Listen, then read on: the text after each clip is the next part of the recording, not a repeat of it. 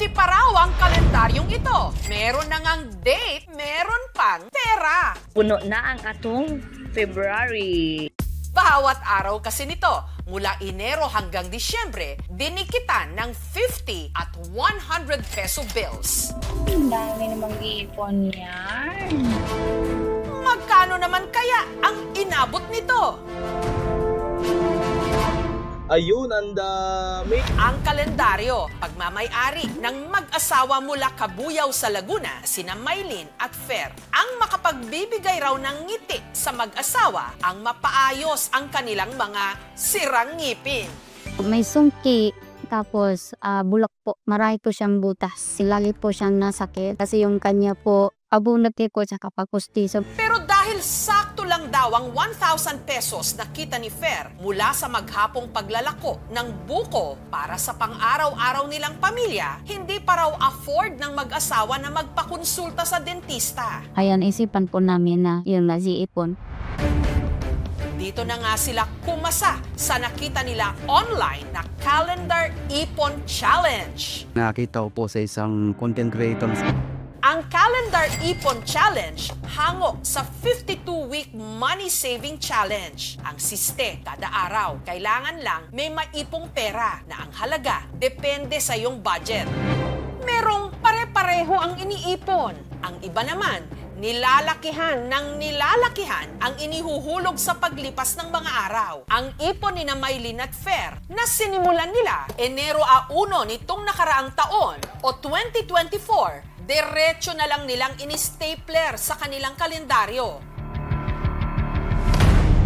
Nakikita po namin yung saya niya para magdikit doon.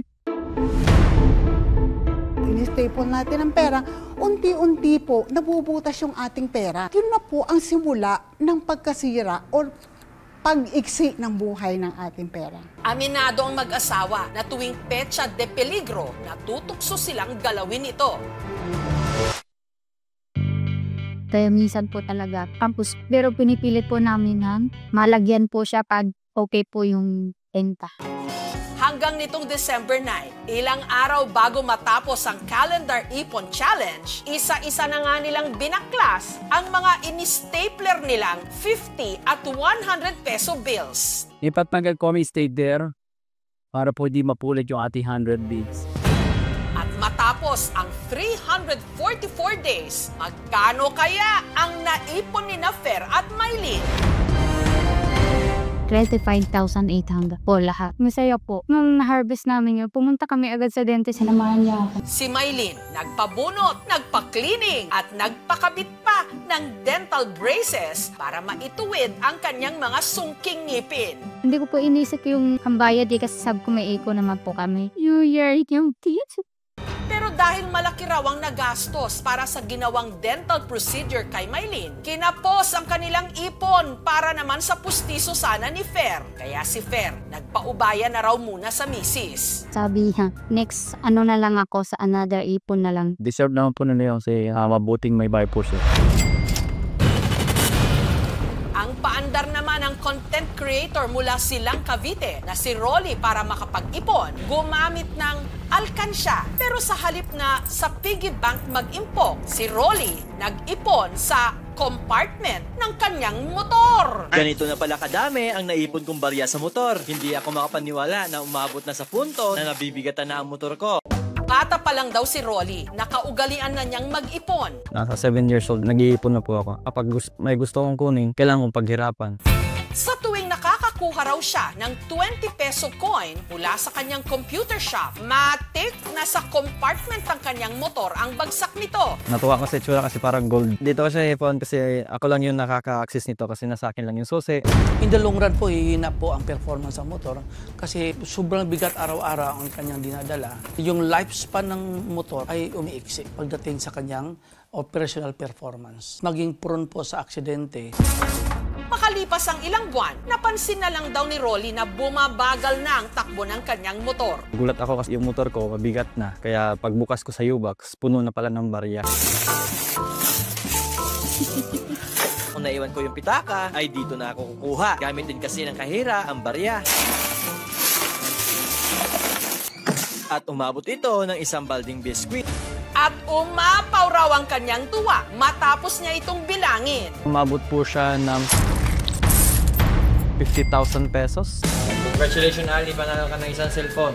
Bumili ako ng 8 na cellphone. Ipapamigay sa mga nagko-computer shop at sa mga follower din. Mas maraming salamat. Kahit na anong paraan mo ng pag-iipon, ang pinakamahalaga talaga is yung disiplina, pagiging consistent every single day.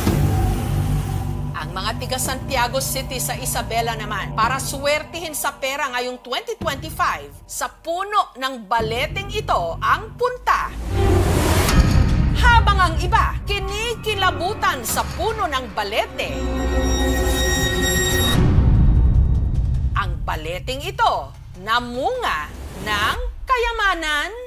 Ang balete tree kasi sa pwesto ng isang kainan, iniipitan hindi lang ng barya, kundi mga perang papel na tig-20, 50 at 100 sa paniniwalang may dala itong buenas. Isa raw sa makapagpapatunay na may swerteng dala ang puno ng balete, si Nelson. Kita ko siya na marami na siyang perang nakalagol. Yan, tinatawag na balete, no? Alam mo guys, may 1,000, may dollar pa yan, $100, ay $200. Matapos umorder ng pagkain ni Nelson, ang sobra niyang 20 pesos, itinali niya sa puno ng balete. Baka naglagay ako, swertehin ako sa buhay. Ang hiniling ni Nelson noon, makahanap na ng trabaho. 6 na buwan na raw kasi siyang tambay. Ang hirap din makahanap ng allowance, mga gipit, di ko alam kung saan ako ikukuha. Ito yung 20 nilagay ko noon, hanggang ngayon nandito pa rin. Pagkatapos lang daw ng 2 araw nung naisuksok niya ang 20 pesos sa balete, ang kanya raw hiling biglang natupad. Nakatanggap ako ng tawag na itong available daw ba ako bilang trabaho sa isang counselor dito sa Santiago. Siyempre, na-excite ako. Nag-start na kagad ako nung kinabukasan. Bukod sa bagong trabaho, tanggap na rin ni Nelson ang una niyang sweldo sa pagva-vlog. Halos 2 taon ko siya hinihintay. From 20 pesos na sinuksok ko sa may balete, nakuha ko naman sa babablog is 20,000. Tinatayang nasa mahigit 10 taon na ang tanda ng puno ng baleteng ito na may taas na 20 feet. Nakapwesto ito sa tabi ng hugasan sa mismong tapsilogan ni Noemi. Kami dito, ma'am, hindi namin talaga ginagamit yan kasi unang-una, hindi naman namin yan pag-aari. Magkano na kaya ang mga nakasabit at nakasiksik sa balete tree kung bibilangin? Sa tansya ko lang parang mahigit na ata 5,000 yan. Hindi ba kayo natatakot, ma'am? Baka nakahawan kayo? Hindi naman, ma'am. Nag-close kami. Siguro takot din yung iba kasi alam mo yun, balete. Meron ng 2025 goals? Sana kabilang ang planong makapag-ipon. At wag lang yan i-manifest.